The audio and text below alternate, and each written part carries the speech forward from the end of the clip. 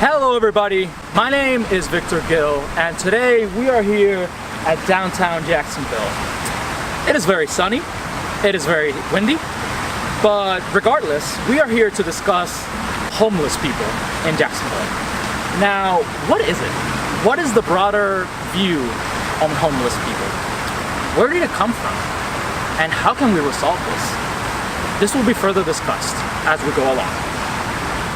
So what is homelessness? What is it really about?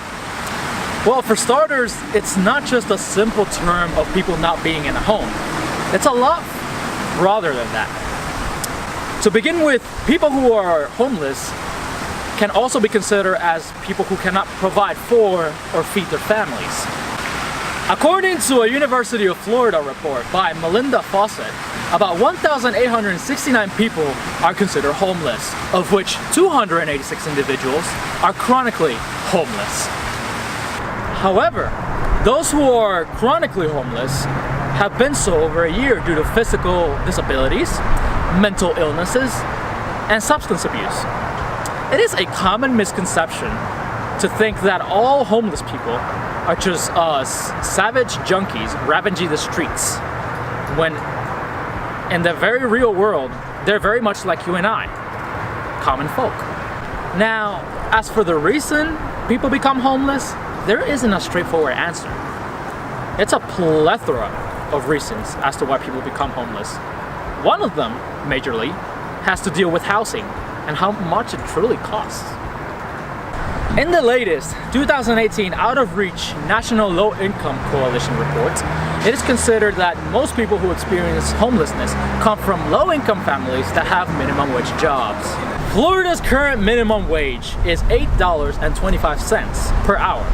Now, currently, the two-bedroom rental is $1,118, while the one-bedroom rental is $898. A family living off minimum wage would need to work for at least 104 hours per week. Now, the average middle class alone would need to work 40 hours per week and earn at least $21.51 per hour in order to afford these rentals. If you tie in other costs, such as getting groceries, taking care of a disabled family member, having insurance, childcare, internet, and all other costs, it's really difficult for low-income families to sustain themselves, and thus, they end up on the streets.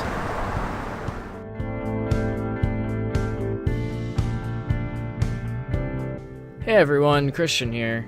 I'm gonna cut in a few times for Victor for specific reasons. We didn't do this at last minute, I swear. So regardless, the Council on Homelessness annual report stated that the reason homelessness is a problem that needs to be addressed is the economic issues it creates. Homelessness significantly increases community costs borne by local governments, the state, and taxpayers in terms of emergency response teams, crisis stabilization units, uninsured emergency and inpatient medical care, and law enforcement involvement. The presence of homeless individuals may also impact businesses by reducing foot traffic, tourism, downtown redevelopment, and property values. Not only does this affect Jacksonville, but it's an issue that affects cities all across the United States. So what exactly do we do about it? How do we effectively solve this issue? Several agencies have risen to battle homelessness, and solving these questions may not be too far off. Such organizations, such as the Trinity Rescue Mission, had teamed up with Homeless Coalition of Northeast Florida and played a critical role in the continuum of care for the homeless. In addition to hospitality, Trinity Rescue Mission had provided a very large percentage of emergency beds for those in need, and homeless restoration services that range from emergency shelters, hot meals, counseling, long-term addiction recovery, to re-employment and transitional housing. Another organization helping the fight is called 100 Homes Jacksonville, administered by Ability Housing. 100 Homes Jacksonville has administered 1,000 individuals since 2012, with a starting goal of 100 individuals every year, and now 30 individuals every month. The fight for ending homelessness is a collaborative effort, and is being helped by amazing organizations such as the Veterans Administration, River Region, the Saul Bacher Center, Clara White Mission, the Jacksonville Housing Authority, Mental Health Resource Center, and the Emergency Services and Homeless Coalition. With more funding and volunteers, these organizations can drastically reduce homelessness. Additionally, the Council on Homelessness has suggested that the most effective way to get homeless individuals, especially the chronically homeless, back into society is by a method of rapid rehousing, and has been proven to be more effective than emergency shelters and transitional housing. A study by the National Alliance to End Homelessness has shown that rapid rehousing was more effective in helping people to get out of their homeless situation, did so more quickly, and was more efficient than other approaches. The cost of rapidly rehousing a household was 40% of the cost of emergency shelters and 18% of the cost of transitional programs. With rapid rehousing, organizations can place families into rental units as quickly as possible through a combination of limited rental assistance funding, as well as providing limited services to the household after the family or the individual has moved into their new home. Now, of course, homelessness is not an issue that can be easily solved permanently. However, with the help of the community, we can help people who end up in the street get back in a home more quickly.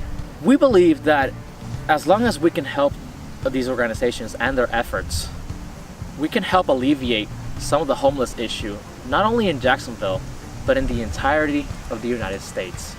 If you've got nothing to do, why not help volunteer and make the life of somebody in need easier and better? I just want to share some real talk right now for a solid minute and say that continuing these recovery programs surely matters.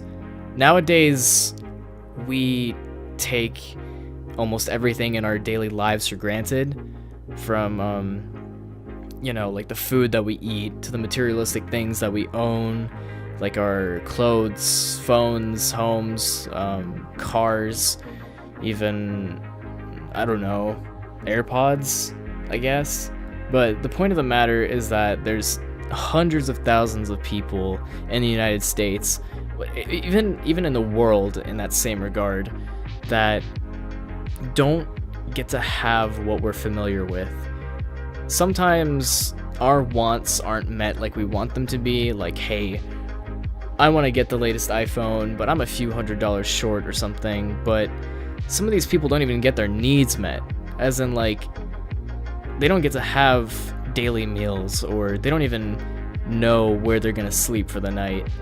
Even most homeless kids are clueless of when they're gonna receive their next meal, if they even get one. Tons of people die every year from, like, nutrient deficiencies or environmental factors because they don't get access to these programs. However, for our community in Jacksonville, most have access to these programs, but since the programs are run by non-profit organizations, they only get access if the programs continue to thrive by funding and volunteering. And I get that most would say, well, why don't they just get a job? I mean, as we stated earlier in the video, there's like tons of factors that prevent homeless people from sustaining healthy lives. And as Victor said, if you're sitting around wondering what you should do, like, why not just take up volunteering for some of these organizations? I know that, like, I will someday, because the thought of making someone's day, making someone's life better would definitely make me feel better. But thank you guys for sharing your time with us, and have a good day, or even have today be a good day for you. There you go.